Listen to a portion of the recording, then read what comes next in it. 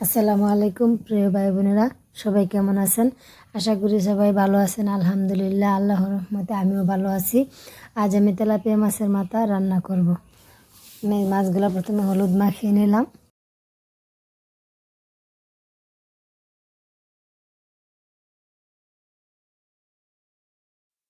এখন মাছগুলি লাল লাল করে ভেজে নেব।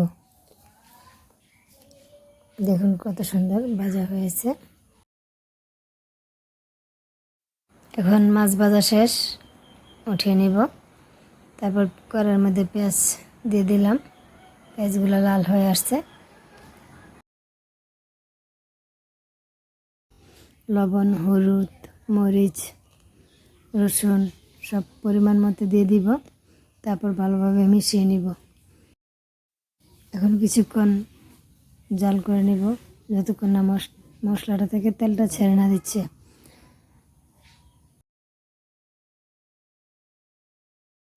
দেখুন ঝোল দিয়ে দিলাম।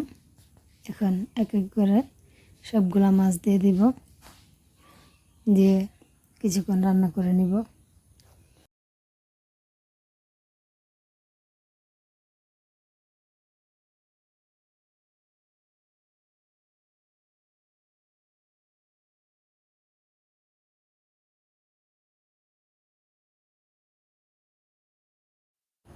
আমার রান্না প্রায় শেষ। এখন ধনেপাতা দিয়ে উঠিয়ে নিব।